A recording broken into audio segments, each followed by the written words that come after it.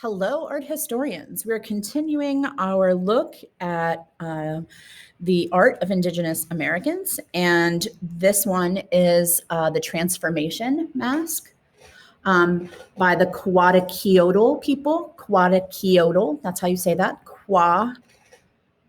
Quaqueotl. Okay, the Quaqueotl people, and they are the people that are the indigenous group to northwestern Canada. Okay, this is a transformation mask. It is also called a quack waka walk.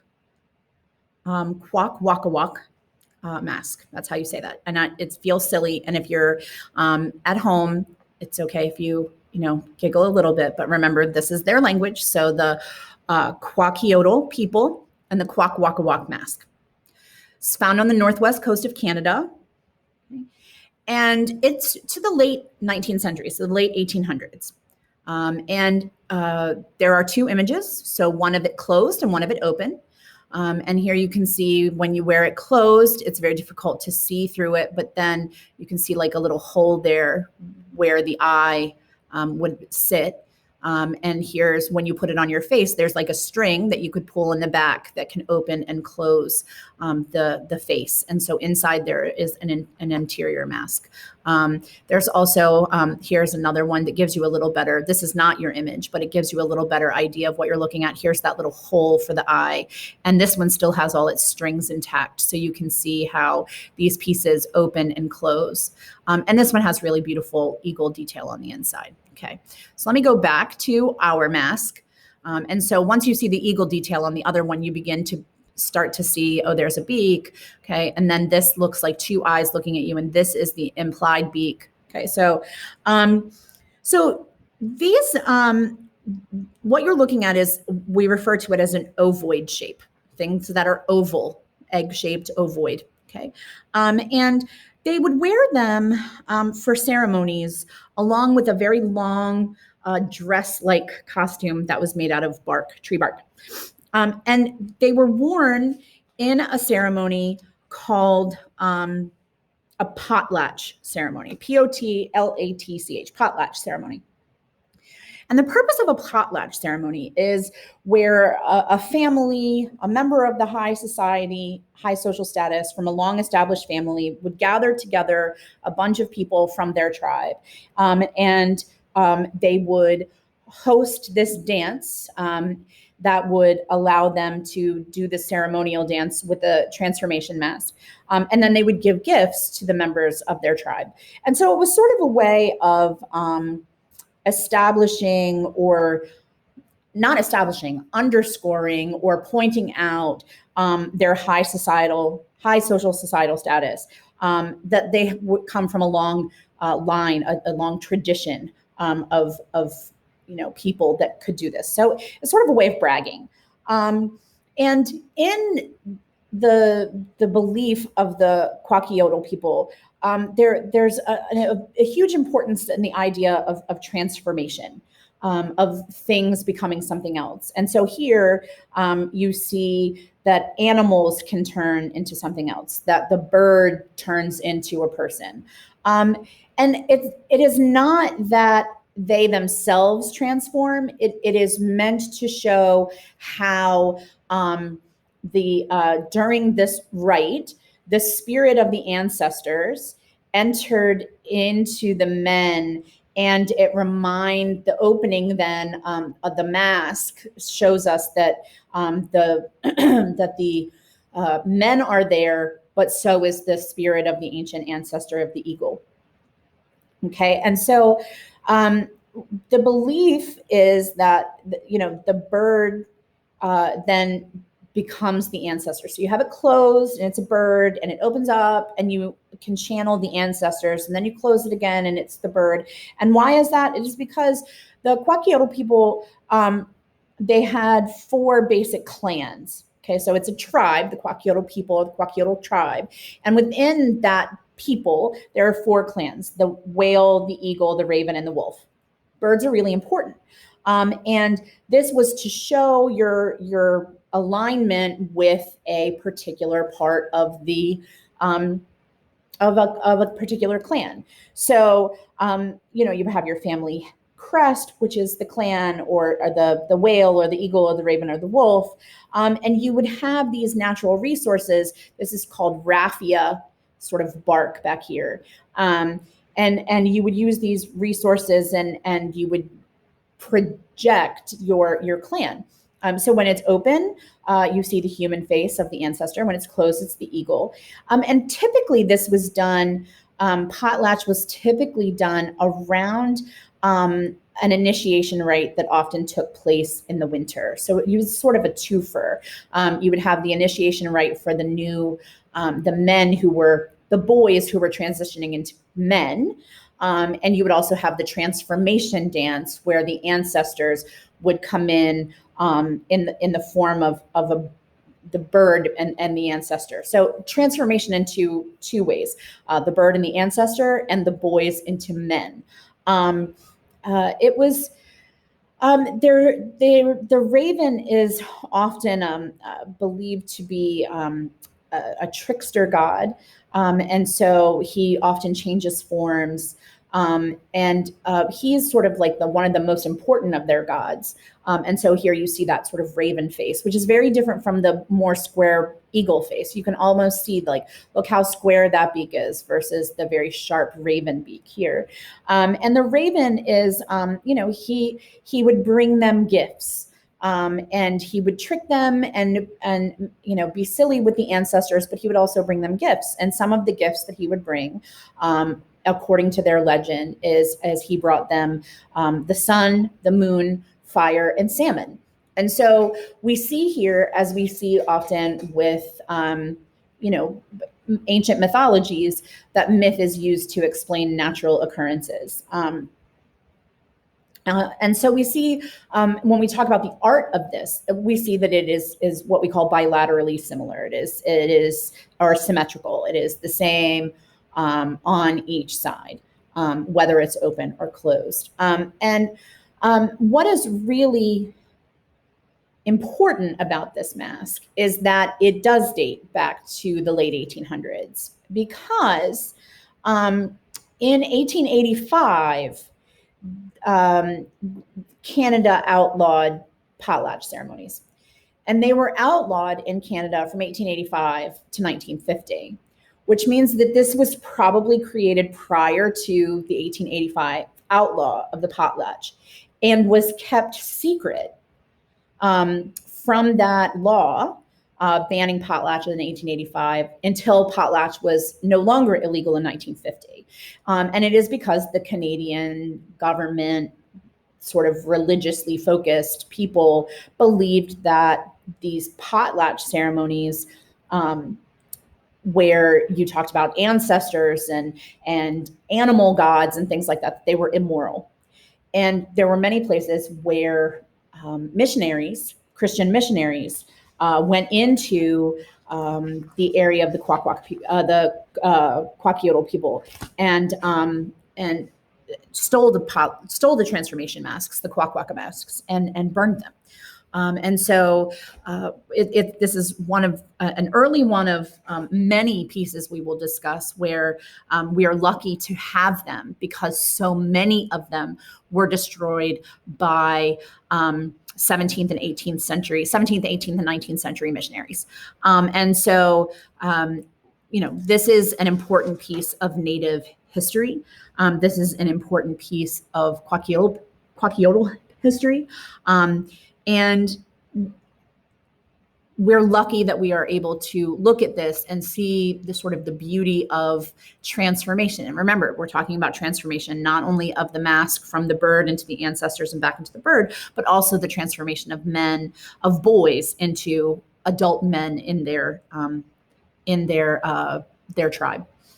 And so human animal hybrid, okay, one of the, that's what this is. We could also compare it to the Sphinx. It's a human animal hybrid. We could compare it to the Lamassu, human animal hybrid. So we'll see several of these over the course of time. Okay. Our next image, also a painted image, is called the painted elk hide. And it is attributed to a Native American Shoshone person whose Shoshone name is Cosico. That's how you say that, Cosico. That T is it's silent. It's Cosico. And his name in his English American name, non-Shoshone name, was Kadzikodi. And so that's why you have both, Cosico, Kadzikodi.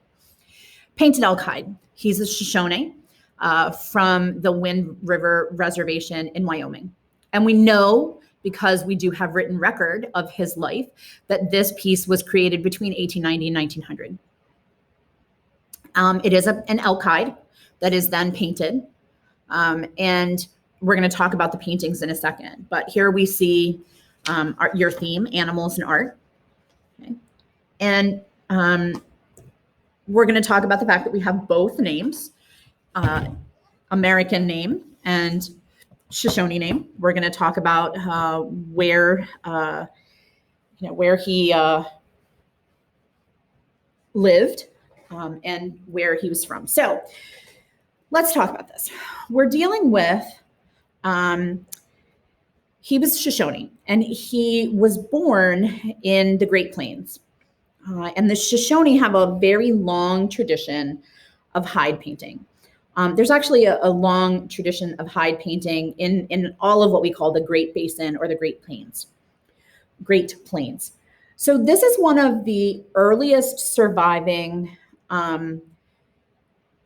this is one of the earliest surviving elk hides that was made for non-natives. Okay. We have very old elk hides that date back to the late 1700s, early 1800s. We know that there were painted elk hides, far back as, the caves at Lascaux. So painted elk hides are not something new. They degrade over time because the fabric that they're made of. And so, we don't have a ton of them. Now, we have to talk about a lot of what we see here. We see a lot of these buffalo, okay?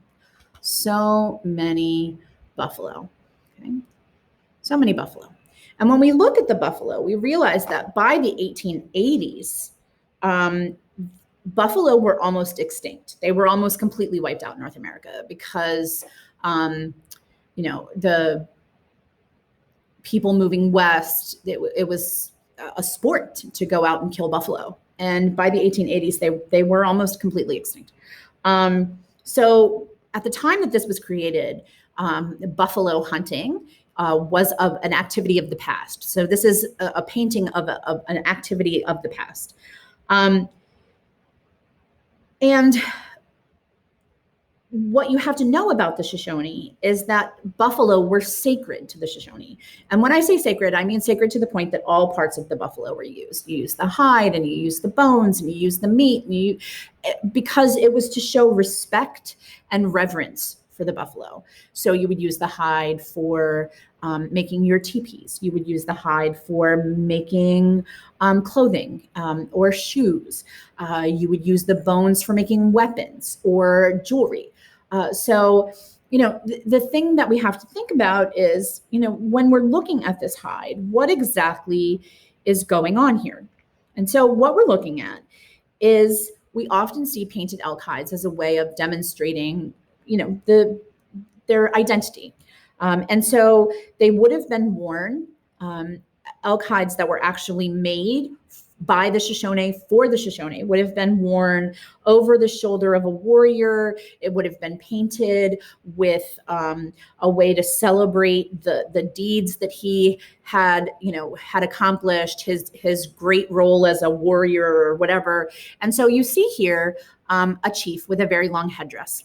Okay. You see a teepee here and a teepee here, and you see people on horseback hunting the buffalo.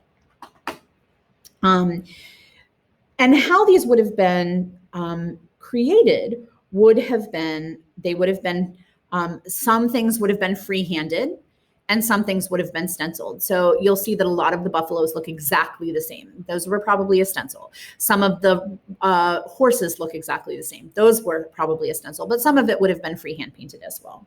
And the Shoshone elk hides that were made for Shoshone people would have been, men in battle wearing their typical clothing. They would have been battle scenes. They would have had, sort of biographical information on them.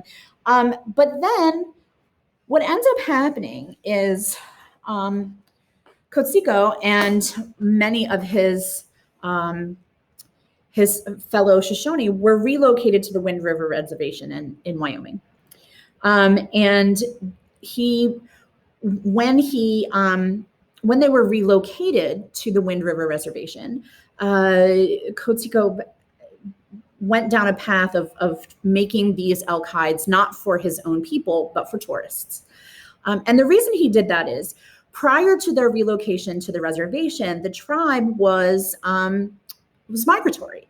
They were nomadic. They would follow the buffalo, and they would move along with the seasons, and they would follow the animals and stuff like that. And once they were relocated to Wind River, they had to remain on the reservation year round.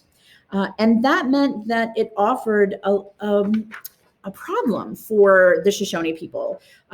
They were required to stay in one place. The animals that they would have hunted did not do that. What we see is Kotsiko trying to help his fellow Shoshone by painting. He painted a bunch of these that were not painted for his Shoshone relatives. They were painted for white people.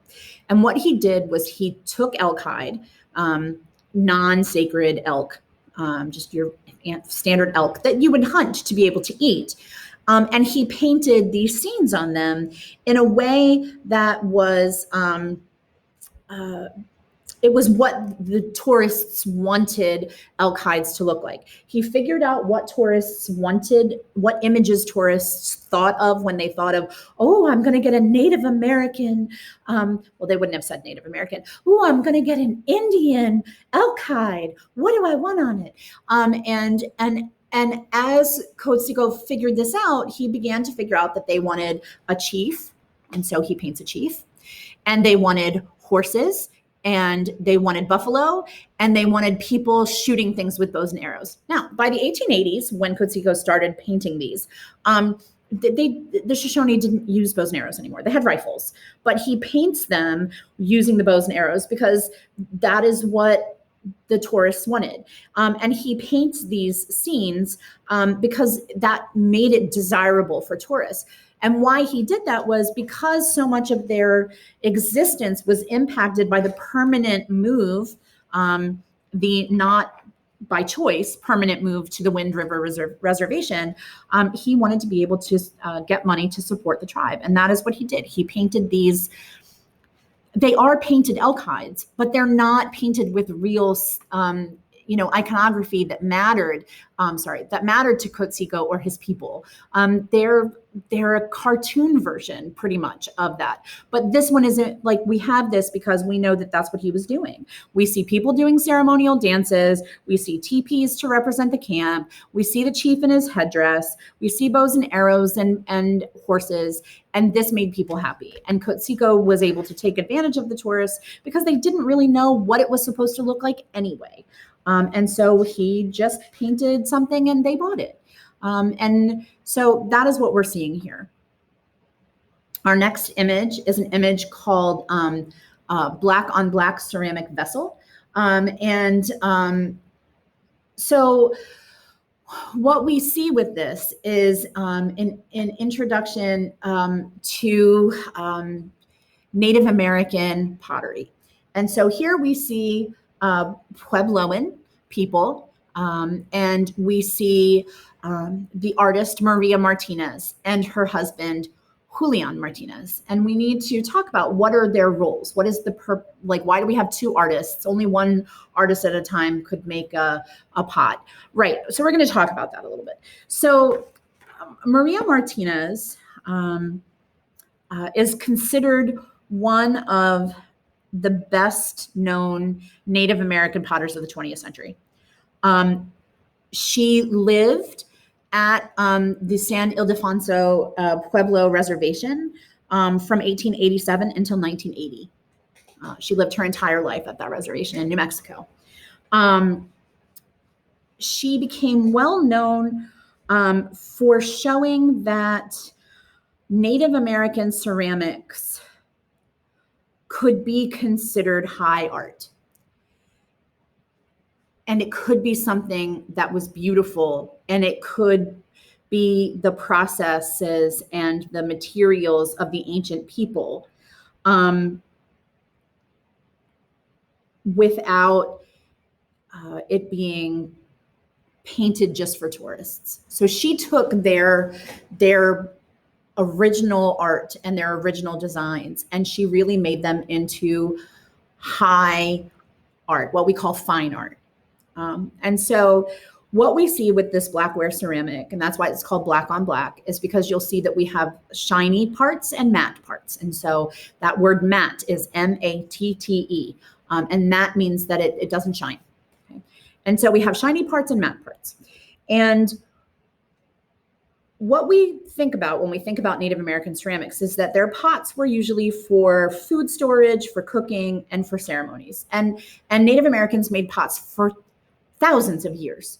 I mean, we have pots back that we found pot shards and things like that at Mesa Verde. So we know they made them for thousands of years. But then they were moved to these reservations, and then the railroad came in. And the railroad made making your own pots pretty much unnecessary and more time consuming than it needed to be, because the railroad could come in and bring glass jars and metal pots and pans and things like that. And so you really didn't need to make your own pots anymore. And the tradition of Pueblo pots sort of fell out of use. But when Maria Martinez was a teenager, she began to, they noticed that she had a talent for making pots. Some people still made pots to sell to tourists. And in 1910, she really became quite well known at a very young age for making beautiful pottery. And she sold a lot of her pottery to passing tourists. But then the people in her village began to notice how good her pottery was. And they began to, some of the older people began to teach her the older ways and the way that you had to worry about both your process and your materials in order to get a really good final product. And they instructed her in the way of using local clay that is tempered with bits of broken pottery. And tempered means that you break that pottery down into ash called a grog, and you mix it in with the local clay, and it makes that clay more sturdy.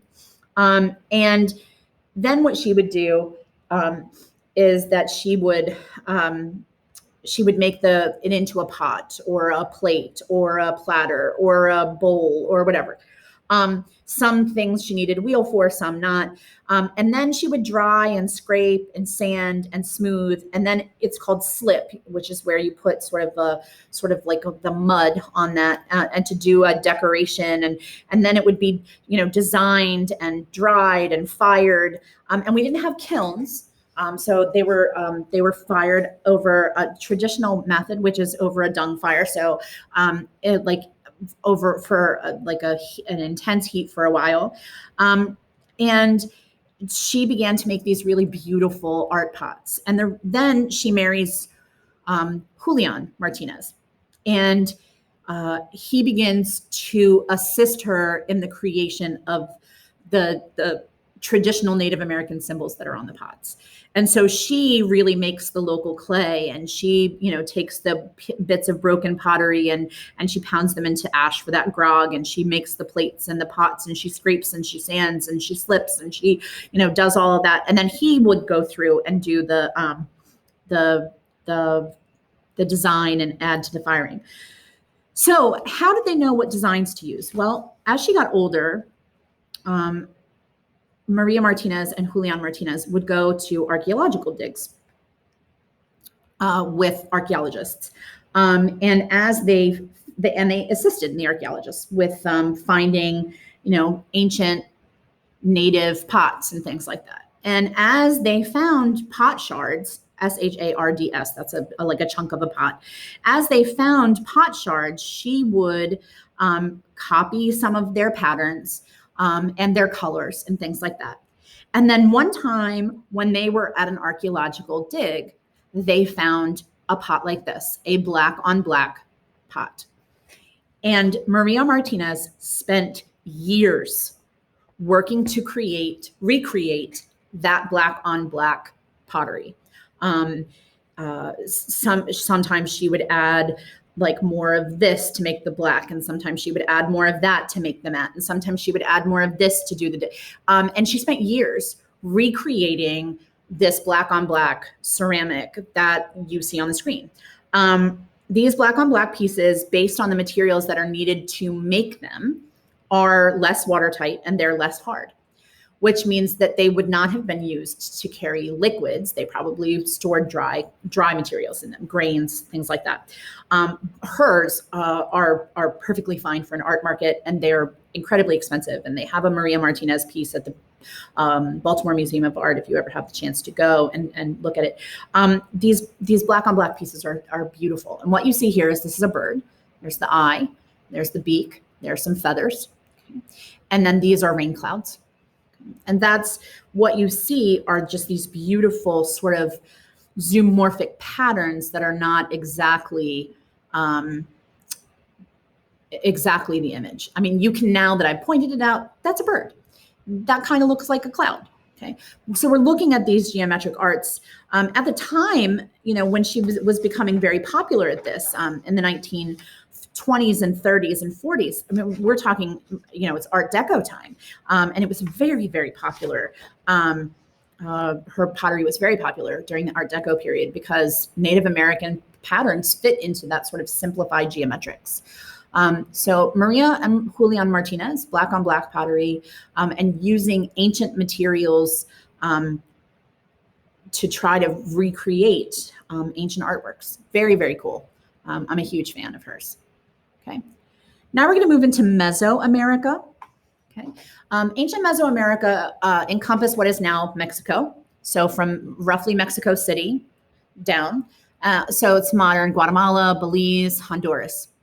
And we're looking at a really long period of time, 15,000 BCE until 521 CE, which is the time of they called themselves the Mexica people. We call them the Aztecs, their downfall. There are some basic cultural similarities between the Mesoamericans and your Andes Americans. And they have some similar calendars. They have pyramidal stepped structures. They have buildings that are oriented to point towards sacred mountains or various like phenomena that happen in the sky. And there are very common colors in Mesoamerican art. And one of the biggest ones is green. Jade, and quetzal feathers from the quetzal bird. So Mesoamerica. All right, so we're going to go forward and we're going to do this one. Yaxchilan, like YA, like if you did it phonetically, Yaxchilan. YA, and then KEY, like a key, and then LAN, Yaxchilan. Okay. And these are the Chiapas, people. They are pre-Mayans. Okay, so they eventually become, well, it's in Chiapas, Mexico, and Yaxchilan people, and they sort of are called the Chiapas people for a little bit because of where it's located, but they eventually become the Mayas. So Mayan. You're looking at a huge complex. It's a limestone architectural complex. It included at the time really complex bridges. There are more than 120 buildings. It takes place over several hundred acres, and really only some of the complex has been restored. And when we were talking about on that introductory panel about these stepped pyramidal features, that's what we're talking about. They look like step pyramids, and this is very common in this area of the world. Why is this a square? It's a square because this is not one of your images. But I think that it's a really important image. It's not one of the images given to us by the College Board, but I think that it's really critical because it shows you what this complex would have looked like in its heyday. It is on the banks of the Usumacinta River, Usumacinta,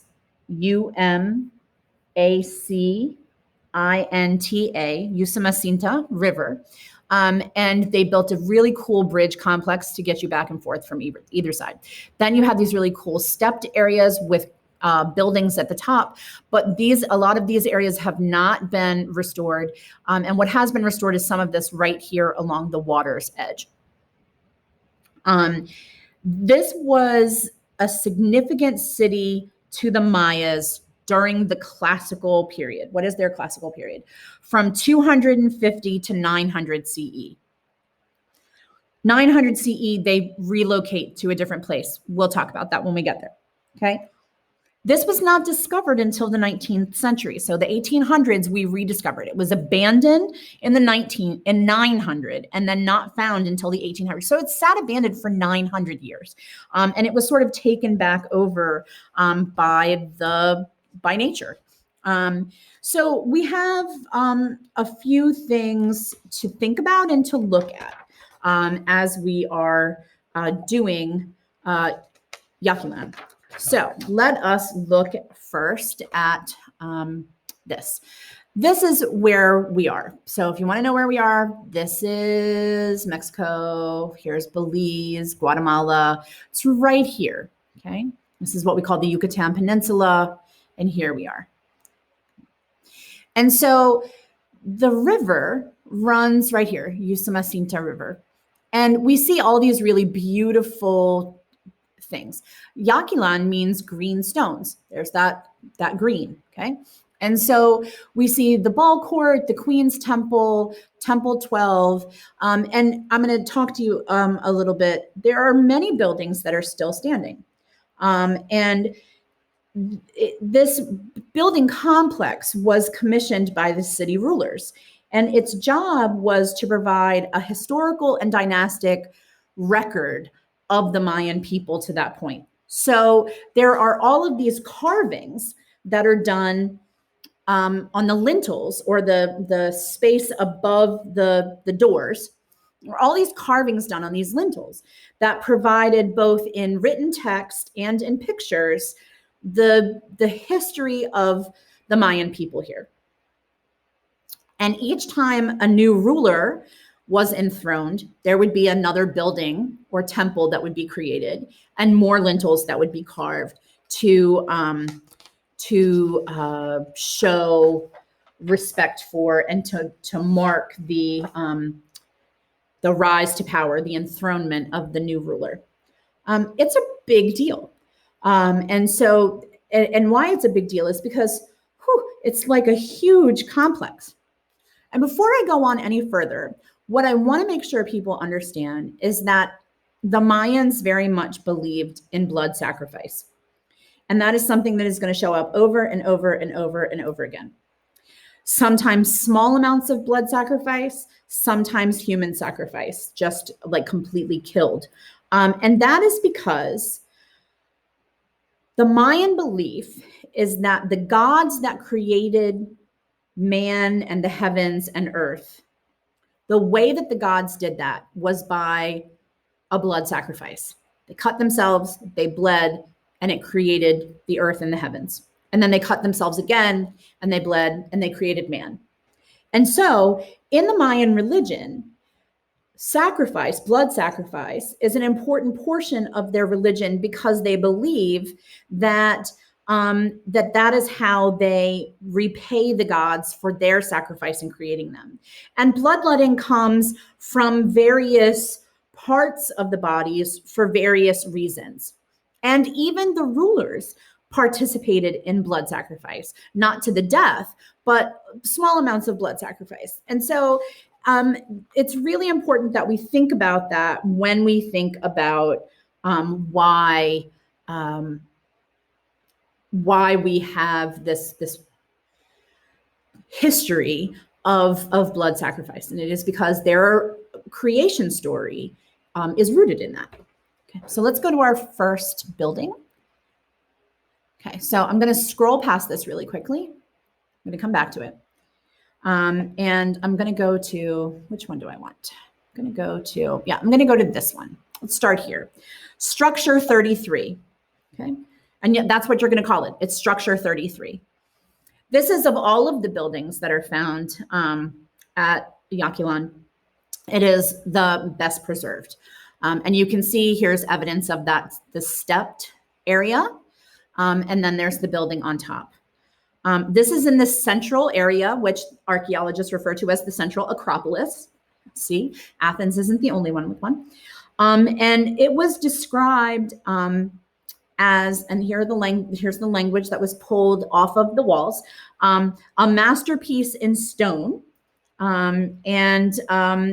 It was probably dedicated in the year 756 to the ruler Bird Jaguar the Fourth. Yes, that is his name, Bird Jaguar, like bird, because birds are important, and jaguars, because jaguars are really important. So Bird Jaguar the Fourth. Okay, and so this structure overlooks the main plaza, overlooks the river. It would have been super important and prominent to river traffic for many, many, many years. It has plain lower walls. So the lower walls are very plain. It has plain lower walls. And then the doorways, and here's this green that you see here, this is glass to keep people out. But here are your doorways. And above the doorways were these giant stone carvings, like the one I skipped. Whoops, sorry. This one, okay? I'm gonna go back to this building. Whoa, sorry, hold on. Okay, so I'm gonna go back to this building. So the lower walls are down there with the 3 doorways, and then above the doorway is the lintel. In the back of this building, against the back wall, there is a little niche, N-I-C-H-E, little niche, a little cutout that contained a sculpture of Bird Jaguar. The roof of this structure is pretty much intact, and you can see the really cool. It's called a honeycomb roof, and it's pretty much intact. It's a slightly sloped roof. It has that honeycomb idea. It would have had a frieze on it. There would have been a piece of a frieze there. It would have had a frieze all across the top here, it would have had a beautiful structural campaign across the front of it. Leading up to the steps of structure 33 from the plaza, there was a giant stairwell. And at the top of that stairwell is that picture that I was just looking at here. So here's a picture of some language and some images of Bird Jaguar. And it is called the hieroglyphic stairwell. And it's talking about the ruler and his power. And so hopefully you're looking at like stairwell, ruler, stairs, power, and you're thinking, oh, that's kind of like Persepolis. At least I'm hoping you're thinking that. Because that's sort of what we're looking at. It's like, here's your step that leads up to this beautiful building. So this is a drawing so you can see a little bit better. There would have been a huge lintel here. There would have been a huge lintel here. There would have been a huge lintel here. It's a little easier to see this in this drawing, I think, than it is to see in the photograph that the College Board provides. There would have been a huge sculpture here, okay? And so I'm gonna scroll back a little bit. And so that is our building structure number 33. So that's one of your images. You know how sometimes I say there's a couple of images where I'm just like, what are you doing, man? So this is one of them. This is your other image. This is structure 40. It had the 3 doorways like structure 33. It was a single room. It had that perforated comb roof. And I think maybe the reason that they put this one in here is because on that back wall where structure 33 had a statue of bird jaguar, structure 40 has the remains of a mural that once covered all of the interior walls. So it started at this doorway right here and wrapped around that wall that you can't see because it's on the other side, the back wall, this wall here, and ended here at this. So it wraps all the way the whole interior. I think probably that is why they gave you this structure 40, is because it has a well-preserved mural. What is odd to me is that they don't provide you a photo of the mural. But there are, what you see right here, there are like broken off pieces of stele, those things that we talk about, STELA, stelas, steles, that appear to be there. And so maybe that is why they chose it. It's really hard sometimes to get inside the head of the College Board. I'm going to scroll back for a minute and I'm going to look at this guy here. Okay. While you don't have an image of Temple 23, it was called the Queen's Temple. And I bring this up because it's not one of your images, but the images here in the Queen's Temple are images of the king, Shield Jaguar II, and his queen, Lady Sock, which is XOC. And the reason that I bring this up is here we are on that central Acropolis again, okay, overlooking the river. Okay, here's Temple 33, that one that we just went by. Look at all the stairs. Look at those stairs. That's that thing that we were looking at. Here's Temple 40. Okay, Temple 23 is this one right here. And I think that she's really important because this temple is dedicated to Lady Sock, XOC. That's how you spell that. And the one other piece that you have to know is all about Lady Sock. So I think I want you to just think about, this is where her temple is, Temple 23. What we know about Temple 23 is it looks like there had been a lapse in construction. And then when it looks like Temple 23 began to be constructed after there seems to have been like 150 years where nothing was built. And then they started building Temple 23. So it shows sort of a refounding of Yaxchilan as an important area. It underscores the importance of Lady Sock and her husband, Shield Jaguar II. It's just it's sort of important that we think about how we got to, the piece that we're going to do, our last piece, which is the image of one of the actual lintels. Okay, so this is the lintel. It is from structure 23, which is that Queen's Temple, okay? The Queen's Temple, structure 23. And this is one of the lintels from the front of it, okay? So structure 23 had these 3 lintels above it. And I think the numbers are, it's 24, 25, and 26. So 24 would have been the one that was all the way to the left. 25 is the one that is above the center doorway. And then 26 is the one that is all the way over to the right. This one, 24 and 25, are both at the British Museum in London. And 26 is at the National Museum in Mexico City. So this is limestone. It's carved from limestone. And it was, as I said, set above that central doorway in structure 23. And it was carved during the reign of King Shield Jaguar II. And what you see here is Lady Sock invoking the vision serpent to come out and commemorate the accession of her husband to the throne. And this is kind of a big deal because she wears what is called a huipil, Huipil, which is a traditional Mayan shirt.